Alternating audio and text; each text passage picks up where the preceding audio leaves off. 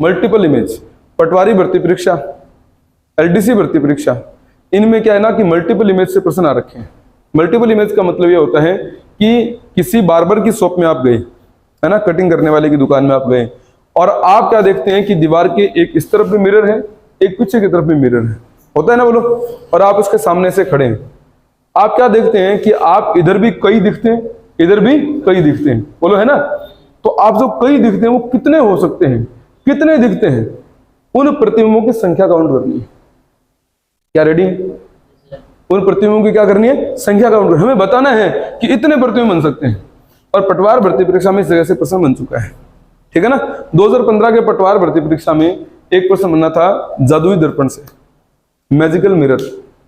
आजकल कई ऐसे दर्शनीय स्थल हैं जहां पर अपने जब पर्यटन करने जाते हैं, कभी घूमने जाते हैं, तो जब छोटे बच्चे वहां पर खेलते हैं तो कोई कक्ष ऐसे तैयार किए जाते हैं, कोई कमरे ऐसे तैयार किए जाते हैं जहां पर अगर उस दीवार के सामने कोई बच्चा खड़ा होता है ना, तो उस बच्चे का जो पूरा शरीर होता है ना, वो कहीं से चौड़ा दिखाई देता है, कहीं से पतला, कहीं से छोटा, कहीं से बड़ा होता है ना। तो बच्चे जब उन फोटो को खुद को ऐसे देखते हैं ना कि मुंह ऐसे फैला हुआ है ना, या ऐसे लंबा हो रखा है, पेट बिल्कुल छोटा सा हो रखा है, टांगे बड़ी हो रखी है ना, ऐसे चौड़ी हो रखी है, तो बच्चा क्या है उसके सामने बड़ा खुश होता है। उसको हम लोग क्या बोल देते हैं? मैजिकल मिरर, जादुई दर्पण। वास्तव में वो जादुई दर्पण नहीं है, वास्तव में उस सामने जो दर्पण है उसमें एक अकेला दर्पण नहीं, उसमें कई दर्पणों को मिश्रित कर दिया गया है। कई दर्पणों को क्या कर दिया गया? मिश्रित कर दिया गया। कहीं से समतल कर दिया, क्या समझे, कहीं से उत्तल कर दिया, कहीं से अवतल कर दिया। कहने मतलब समतल उत्तल अवतल उत्तल अवतल ऐसे करके उसने बिगाड़ दिया उस पूरे मिरर, जो कि एक सीधा क्या होना चाहिए था? समतल। और अब उसने क्या कर दिया? कहीं समतल, कहीं उत्तल, कहीं अवतल। क्लियर है ना। तो जहां जहां पर उत्तल होता है वहां से तो छोटा दिखता है, जहां अवतल होता है वहां से बड़ा दिखता है। समझ रहे हो मेरी बात? जहां अवतल होता है वहां से क्या होता है? बड़ा, और जहां समतल होता है वहां क्या होता है? बराबर। जहां उत्तल होता है वहां छोटा। ठीक है, इस पर मैं विस्तार पूर्वक और आपसे चर्चा करूंगा, ठीक है ना। अभी अपने चर्चा करनी है किसके ऊपर? मल्टीपल इमेज के ऊपर, ठीक है ना। स्टार्ट कर दूं। मल्टीपल इमेज, और मल्टीपल इमेज से प्रश्न पेपर में बहुत आते हैं, मैं आपको बता दूं, और हमें इस जगह से जो प्रश्न आने की उम्मीदें हैं उनको कंप्लीट करना है, ठीक है ना। उसके लिए एक पहले थ्योरी की लाइन लिखवा देता हूं, फिर आगे बढ़ेंगे। यदि दो समतल दर्पणों को, यदि दो समतल दर्पणों को आमने सामने किसी कोण पर झुका दिया जाए, किसी कोण पर झुका दिया जाए, तो किसी कोण पर झुका दिया जाए तो उनके मध्य रखी वस्तुओं के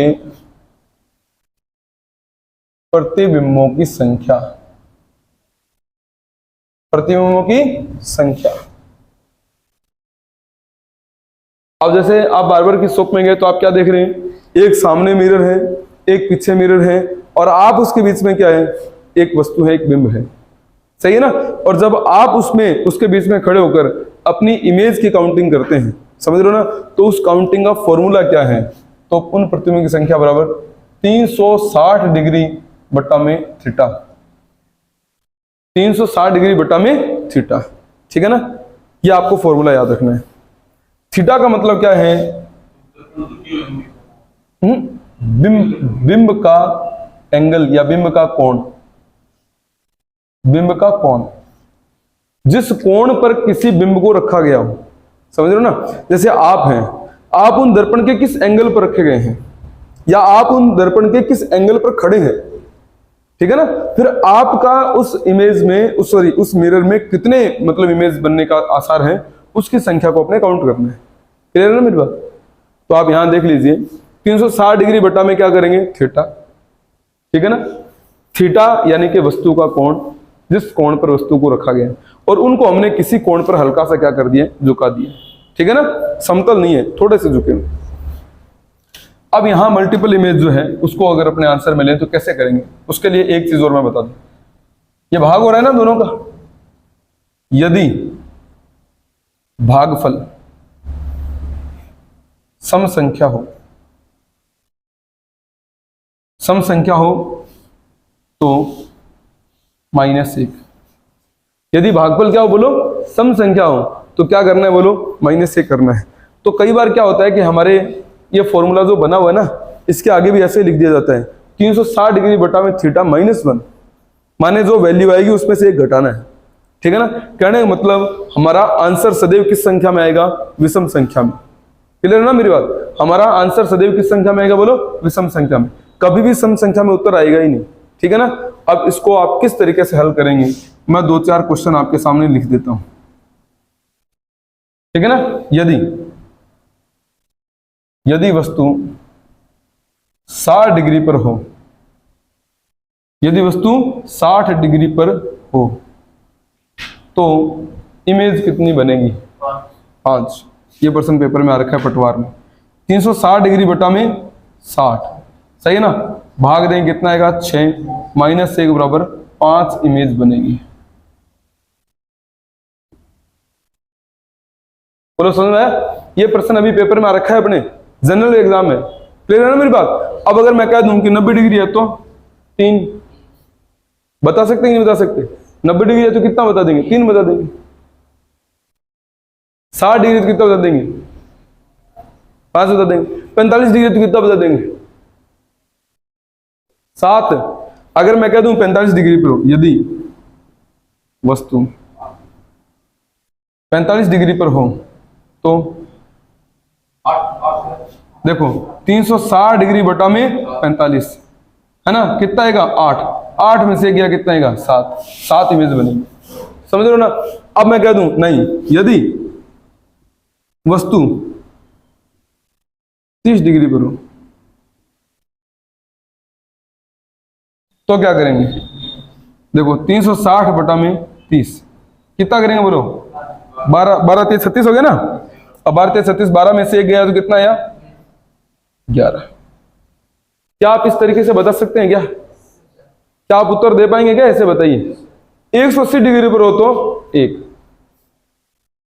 सही है ना। 180 डिग्री पर हो तो कितना बनेगा, 1 बनेगा। बस ऐसे जवाब देना है। अगर मैं कह दूं यदि वस्तु 0 डिग्री पर हो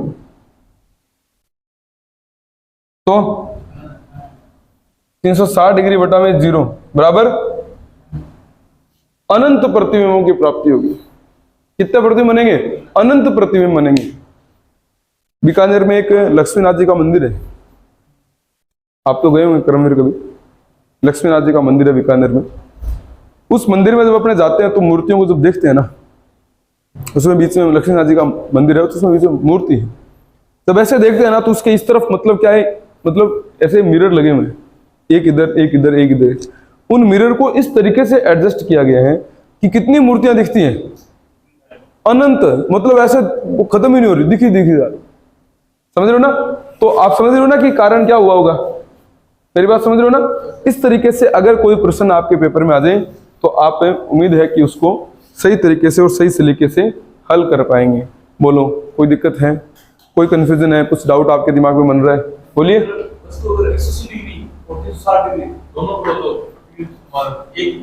हाँ बिल्कुल, फिर एक ही बनेगा, ठीक है ना। हाँ बिल्कुल एक ही बनेगा, ठीक है ना।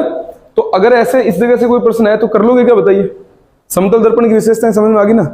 तो समतल दर्पण वाला हमने क्या कर लिया, कंप्लीट कर लिया। उससे संबंधित जितने भी प्रश्न बनने थे वो हमने सारे समझ लिए। अब हमारे पास समतल दर्पण के जस्ट बाद में कौन सा दर्पण बनता है, गोलीय दर्पण, जिसमें एक अवतल है दूसरा उत्तल है, ठीक है। उसके बारे में अपने नेक्स्ट क्लास में चर्चा करेंगे।